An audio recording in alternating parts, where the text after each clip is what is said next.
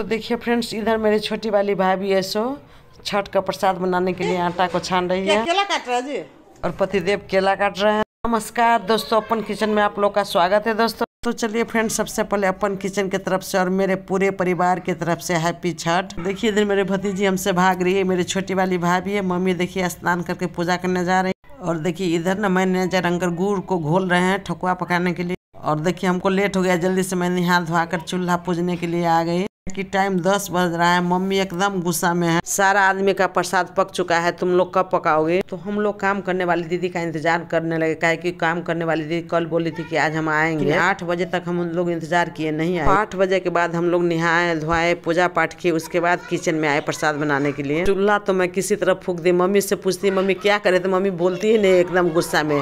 सारा गाँव का डाला चला जाएगा, तुम्हारा डाला सबसे पीछे जाएगा कह के गुस्सा आ रही है। तो इधर चूल्हा पर गुड़ और पानी को मैं रखी हूँ चावल का लड्डू बनाने के लिए, जिसको भुसवा बोलते हैं। तो लीजिए गुड़ का चाशनी बन करके रेडी है। अब इसमें ना चावल के लड्डू बनाने के लिए जो आटा है गमरी का, उसको इसमें डाल करके हम लोग जल्दी से चावल का लड्डू बना लेते हैं। पहले इस प्लेट में ना मम्मी 1 प्लेट ड्राई फ्रूट कूट कर रखी हुई है, तो उसको भी भुसवा में हम लोग डाल दिए है 1 मुट्ठी। तो सारे मिश्रण को मम्मी अच्छा से मिला दी। गैस पर दूसरा कड़ा को डाल दी। इधर मैंने गेहूं का आटा घी मिलाने के बाद ड्राई फ्रूट्स को मिला ली। उसके बाद यहाँ पर गुड़ जो घोल कर रखे हुए थे, उसको गुड़ पानी डाल करके इस तरह से देखिए खजूरी का आटा हम अच्छा से लगा लिए हैं। तो मम्मी को बोलते मम्मी नहीं गुस्साई ना, हम लोग 4 आदमी है, जल्दी जल्दी बना लेंगे। और इधर देखिए कढ़ाई चूल्हा पर चढ़ा दी और कढ़ाई में देखिए घी डाल रही है। तो आज ना छठ का प्रसाद हम लोग इधर घी में ही बनता है। और इधर हम खजुरिया के लिए लोइया काट रहे हैं, लोइया बना रहे हैं। तो चलिए अब छठी माता के लिए महाप्रसाद, छठ का ना हम लोग के इधर खजूरी ही मेन महाप्रसाद होता है। तो देखिए मैं यहाँ पर लोइया बना रही हूँ और मेरी बहन ठोक रही है और मम्मी बैठकर छान रही है। तो हम लोग इधर ना छठ के अर्घ पर ना गेहूं का आटा का ही खजूरी दिया जाता है। तो पहले इधर मम्मी बोली कि गेहूं का आटा का खजूरी बना लो, उसके बाद मैदा का बनाना। तो हम लोग के साथ हम लोग का जो मैनेजर अंकल है लक्ष्मण अंकल, तो वो भी हम लोग के साथ जल्दी जल्दी लड्डू बना रहे हैं। नहीं तो ये गुड़ का पाक वाला लड्डू है ना, तो बहुत ठंडा जाने के बाद नहीं बनता है। तो इसीलिए हम दोनों आदमी मिलकर गोला गोला सा देखिए इधर लड्डू बना रहे हैं और मम्मी और छोटी बहन मिलकर तब तक उधर खजूरी को संभाल रही है। तो यहाँ पर ना 3 आदमी का छठी पूजा होता है, तो इसीलिए हम लोग का ना थोड़ा खजूरी का मात्रा ज़्यादा रहता है।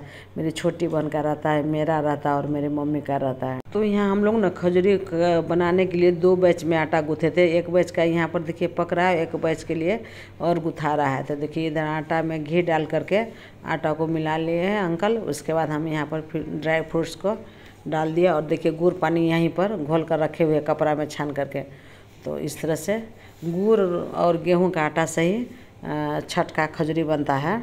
और खजूरी तलने के लिए जो जलावन का यूज होता है ना, वो आम का ही जलावन रहता है। तो सो मैं आप लोग को नहीं दिखा सकी, काहे कि ना कोई कैमरा पकड़ने वाला ही नहीं था। मैं कभी कभी मोबाइल पकड़ती थी तो कभी इधर काम भी करती थी। तो सारा आम का जलावन पर ही सारा खजूरिया बना है। तो प्रसाद बनने के बाद देखिए इधर मैं इस चूल्हा पर मैदा का खजूरिया बनाने के लिए फिर आ गई दौड़ करके। तो देखिए इधर अंकल ना थोड़ा सा पहले घी डालकर हम मैदा को मले हुए थे। तो मैं बोली कि उतना घी से नहीं होगा, तो बोलते हैं कि और दो। तो देखिए फिर मैं यहाँ पर घी गर्म करके अंकल को दे रही हूँ और अंकल यहाँ पर मैदा और सूजी को यहाँ पर मिला रहे हैं। तो देखिए इधर आटा मिल गया है। इधर मैं चीनी और पानी को थोड़ा सा घोल ली थी, तो अब मैं ये चीनी और पानी का जो है घोल है, इसको मैं मैदा में मिला रही हूँ। क्या है ना, मिथिला बिहार का ना छठ इतना महाप्रसिद्ध पर्व है कि हर घर में होता है, तो कोई सहयोग करने वाला भी नहीं मिलता है। गेहूं का आटा का जो खजूरिया से थोड़ा सा और बाकी है, तब तक मम्मी छान करके फिर यहाँ पर आ जाएगी। तो मैं यहाँ पर आ गई पूजा घर में। तो चलिए अब पूजा के लिए ना सारा परात वगैरह में पहले ये पिठार और सिंदूर को लगा लेती हूँ। तो यहाँ पर हम लोग का 10 ठो अर्घ है।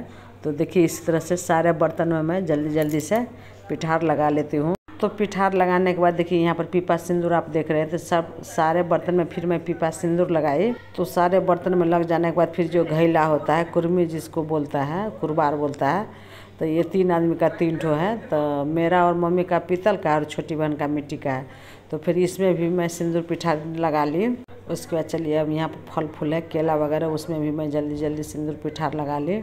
तो वैसे ना हम लोग को मिथिला में कोई पर्व त्यौहार होता है तो बिना पीपा सिंदूर और पिठार का नहीं होता है। छठ में तो होना ही होना है सिंदूर पिठार। उसके बाद सारे परात में देखिए यहाँ पर चावल और एक केराव होता है, उसको रखा जाता है। उसके बाद सारे बर्तन में 5 ठो खजूरी और 2 ठो लड्डू, उसके बाद जितना फल फूल, 1 हाथा केला, नारियल, जितना चीज़ होता है सारे बर्तन में रख दी। उसके बाद घैला में भी मैं इसी तरह सारे चीज़ को रख दी। ये जो घैला कुरबार है इसमें ना 5 मुट्ठी चावल रखा जाता है। तो चलिए सारे डाला सजा करके पहले 1 ठो डाला ना माथा पर निकलवा दिए, क्या कि हम लोग 3 आदमी का पर्व है तो 3 ठो डाला हो जाता है। अब इधर जो 2 ठो डाला बचा हुआ है सो, 1 ठो चंगेरा में सारे फल फूल, 1 ठो में जो घैला था सो, और 1 ठो केला का घौर था। सारे को अब चलिए गाड़ी में पहले एडजस्ट कर लेती हूँ, क्या कि ना बहुत सामान छठ में हो जाता है तो इतना चीज़ मैं नहीं रख सकी अर्घ में। मैं सोची कि घाट पर ही जाकर रख दूँगी। और इधर देखिए डुक्कू भी जाने के लिए तैयार है गाड़ी का आवाज़ सुन करके। उसके बाद फिर हम दोनों बहन जल्दी से घाट पर आ गई। तो घाट पर आकर के मैं सारे अर्घ को अच्छा से सजा दी। उसके बाद पान सुपारी फूल जितना चीज़ बाकी था सारे को मैं रख करके उसके बाद फिर जल्दी से मैं घर आ गई। तो घर आने के बाद जितना खजूरिया वगैरह था सारे को मैं जगह लगा दी। उसके बाद फिर सभी आदमी कपड़ा वगैरह चेंज करके चलिए अब हम सभी लोग घाट पर चलने के लिए तैयार हो गए हैं। तो आप देखिए घाट पर भी हम लोग आ चुके हैं। तो घाट पर जब भी आई तो यहाँ पर टाइम आपको 4:05 हो रहा था। जब मैं यहाँ पर आई तो देख रही थी कि सारे लोग ना हाथ उठा रहे थे। तब तो मेरी मम्मी और गुस्सा आने लगी, तुम लोग को ना जब भी लेटे नहीं होता रहता, देखो सभी लोग हाथ उठा रहे थे। उनके मम्मी अभी टाइम नहीं हुआ है उठाने के लिए, उठाने दीजिए ना, ये तो डूबते हुए सूरज को अर्घ दिया जाता है, कम से कम 4:30 में हाथ उठाना चाहिए। आप लोग खुद देखिए यहाँ पर सभी लोग जलाशय में हाथ उठा रहे हैं और हम तीनों आदमी अभी घाट पर आए ही हैं। तो चलिए अब हम लोग भी चल रहे हैं नदी में, जलाशय में, क्या कि हम लोग को भी नहाना है, उसके बाद हाथ उठाना है। तो लीजिए पहले पान फूल हाथ में ले लिए, उसके बाद अगरबत्ती जला करके चलिए पहले गंगा जी में पान फूल छोड़ करके और डुबकी लगा करके धूप अगरबत्ती दिखाने के बाद थोड़ा देर तो पानी में हम लोग भी ठहरा होंगे, उसके बाद ही अर्घ देंगे। देखिए मेरी बगल में भी हाथ उठा रही है, हम अभी नहाए भी नहीं थे। लीजिए हम तीनों आदमी माँ बेटी यहाँ पर डुबकी लगा लिए हैं। अब चलिए पानी कम था नदी में तो हमको सोना ही पड़ता था, नहीं तो पूरा देह नहीं भीगता था। चलिए ज़्यादा टाइम तो नहीं है, 5-10 मिनट मैं भी यहाँ पर सूर्य भगवान का आराधना कर लेती हूँ। तो करीब करीब सारे आदमी हाथ उठा चुके हैं, तो चलिए अब हम लोग भी हाथ उठा लेते हैं। तो मम्मी भी हाथ उठाएगी, तो पहले मैं यहाँ पर मम्मी को सिंदूर पिठार लगवा दी और मैं बोली कि चलिए मम्मी पहले आप हाथ उठा लीजिए, उसके बाद मैं उठाऊंगी। लेकिन मम्मी का उम्र बहुत ज़्यादा हो गया, फिर भी मम्मी अभी तक सहती है और इतना काम करती है। तो हल्का वाला अर्घ था तो मम्मी बोली कि हमको 1 ठो दे दो, केला कहा था, 1 ठो अर्घ मैं उठा लेती हूँ। तो उसके बाद मम्मी को बोले कि जाइए मम्मी आप नहा कर ऊपर जाइए, सारे को मैं उठा लेती हूँ। तो चलिए अब मैं सबसे लास्ट में अब मैं शुरू कर रही हूँ हाथ उठाने का। इस पर हम लोग का घाट भी ना थोड़ा सा ज़्यादा नीचा ऊँचा था, सो थोड़ा सा नीचा हेल्प करने के लिए ना कोई आदमी नहीं उतरता था, जगह ही नहीं मिलता था। तो यहाँ पर सारे अर्घ को मैं फिर उठा ली धीरे धीरे करके। तो यहाँ पर 4 ठो अर्घ और 1 ठो केला कहा था, यानी 5 ठो मेरा था, 5 ठो मम्मी का था, 10 ठो और 4 ठो मेरी बहन का था। तो इसलिए हमको थोड़ा ज़्यादा टाइम लग गया हाथ उठाने में। मम्मी से नहीं संभला तो मैं मम्मी को बोली कि आप 2 ठो उठा कर चले जाइए। इधर जितना 13 ठो अर्घ था तो हम लोग सभी उठा लिए। बारी आते है लास्ट में केला का घौर का, तो बहुत बड़ा केला का घौर था, तो वो तो एक आदमी से उठेगा ही नहीं। तो वो केला का घौर है ना, मेरा नहीं है, मेरे छोटी बहन का होता है, तो वो तो कोई लेडीज से संभालता ही नहीं था। तो ऊपर से हम लोग एक आध जेंट्स को बुलाए उतारने के लिए घाट पर से। तो चलिए अब दोनों बहन मिल करके केला का घौर को हाथ उठाते हैं। इतना भारी था कि दोनों बहन से संभालिए नहीं रहा था। जो ही ऊपर से जब मैं नीचे पानी में रखने के लिए की कि हाथ से लगता था गिर ही गया, हाथ में बल ही नहीं पहुंच रहा था। मेरी छोटी बहन तो हाथ छोड़ दी हंसते हंसते, लगता था कि दोनों बहन का कमर टूट गया केला का घौर उठाते उठाते। तो सारे अर्घ उर्घ का हाथ उठाने के बाद थोड़ा देर फिर यहाँ पर मैं क्षमा प्रार्थी की कि हे छठी माता जो भूल चूक हुआ है सो माफ़ कीजिए।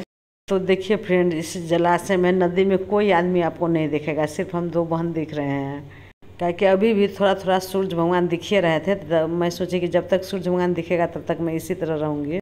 उसके बाद फिर नदी में न दोनों बहन खूब हम लोग नहाए।